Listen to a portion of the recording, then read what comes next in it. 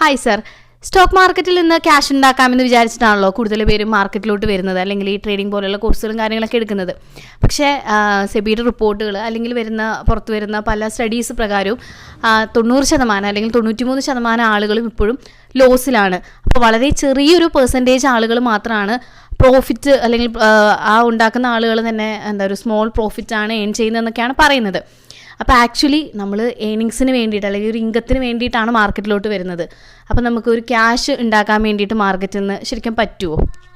അതെ, കറക്റ്റായിട്ടും. കാരണം വെച്ച് കഴിഞ്ഞാൽ ഒരുപാട് ആൾക്കാർ വിശ്വസിക്കുന്നത് സ്റ്റോക്ക് മാർക്കറ്റിൽ ട്രേഡ് ചെയ്യുന്ന പലരും പ്രോഫിറ്റ് ഉണ്ടാക്കുന്നതായിട്ടാണ്. പക്ഷേ ഈ ഒരു ഫീൽഡിനെ കുറിച്ച് കുറച്ച് അടുത്തറിയുന്നവർക്കറിയാം, വളരെ കുറവ് ആൾക്കാരെ സ്റ്റോക്ക് മാർക്കറ്റിൽ നിന്ന് പൈസ ഉണ്ടാക്കുന്നുള്ളൂ.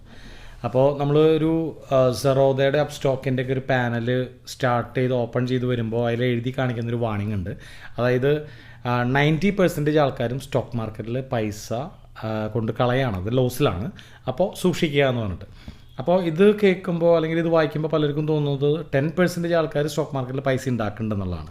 പക്ഷേ ഒരു റിയാലിറ്റി എന്ന് പറയുന്നത് അപ്രോക്സിമേറ്റ്ലി ബിലോ 1% ആൾക്കാരെ ഇന്ത്യൻ മാർക്കറ്റിൽ നിന്ന് പൈസ ഉണ്ടാക്കുന്നുള്ളൂ എന്നുള്ളതാണ്. അപ്പോൾ ഇത് ഞാൻ പറയാൻ കാരണം എന്ന് വെച്ച് കഴിഞ്ഞാൽ, സെറോദ എന്ന് പറയുന്ന ഇന്ത്യയിലെ one of the largest broker ഒരിക്കലൊരു ചാലഞ്ച് നടത്തി. അതായത് 6 മാസത്തേക്ക് ട്രേഡ് ചെയ്യണം.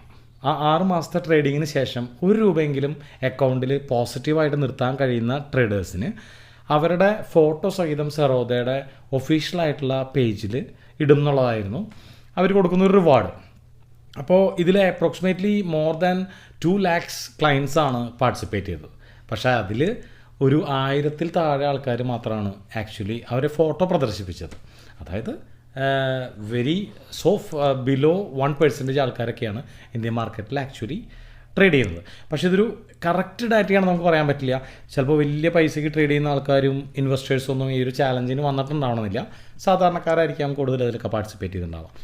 പിന്നെ മറ്റൊരു പോയിന്റ് എന്ന് പറയുന്നത്, സെറോദയുടെ തന്നെ CEO ആയിട്ടുള്ള നിതിൻ കമ്മത്ത് ഒരിക്കൽ എക്കണോമിക് ടൈംസിന് കൊടുത്തൊരു ഇൻ്റർവ്യൂവിൽ പറഞ്ഞിട്ടുണ്ടായിരുന്നു. അതായത് 3 വർഷത്തിലധികം ട്രേഡ് ചെയ്തിട്ട് FDയേക്കാൾ കൂടുതൽ റിട്ടേൺസ് ഉണ്ടാക്കുന്ന ട്രേഡേഴ്സിൻ്റെ എണ്ണം എടുക്കുകയാണെങ്കിൽ ലെസ് ദാൻ 1% മാത്രമേ ഉള്ളൂ എന്നുള്ളത്. അപ്പോൾ അതും ഒരു വളരെ ഇമ്പോർട്ടൻ്റ് ഫാക്റ്റാണ്.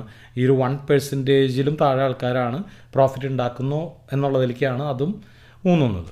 അതുപോലെ തന്നെ മൂന്നാമതൊരു പോയിന്റ് എന്ന് പറഞ്ഞു കഴിഞ്ഞാൽ, സെബിയുടെ ആനുവൽ റിപ്പോർട്ട് നമുക്ക് എടുത്ത് നോക്കിക്കഴിഞ്ഞാൽ ഒരു ഒഫീഷ്യൽ വെബ്സൈറ്റിൽ പോയി കഴിഞ്ഞാൽ കിട്ടും. ഓരോ വർഷവും അപ്രോക്സിമേറ്റ്ലി 9% ഓർ 11% ഒക്കെ ട്രേഡേഴ്സാണ് പ്രോഫിറ്റബിൾ ആവുന്നത്. അതായത് മോർ ദാൻ 89% ഓർ 91% ആൾക്കാർ ലോസിലാണ്. അത് ഓരോ വർഷത്തെ കഥയാണ്. അപ്പം നിതിൻ കമ്മത്ത് പറഞ്ഞതായിട്ട് വളരെ ഒരു ചർച്ച വരുന്നുണ്ട്. കാരണം ഒരു വർഷം പ്രോഫിറ്റബിൾ ആവുന്ന ആൾക്കാർ ചിലപ്പോൾ അടുത്ത വർഷം ലോസിലായേക്കാം. അതായത് 3 വർഷം കൺസിസ്റ്റൻ്റ്ലി FDനെ ബീറ്റ് ചെയ്യുന്ന ആൾക്കാർ 1% താഴെയാണെന്ന് പറഞ്ഞതുമായിട്ട് വളരെ മാച്ച് ആവുന്നുണ്ട്. അപ്പോൾ ഇതൊക്കെയാണ് സ്റ്റോക്ക് മാർക്കറ്റിൻ്റെ റിയാലിറ്റി എന്ന് പറയുന്നത്.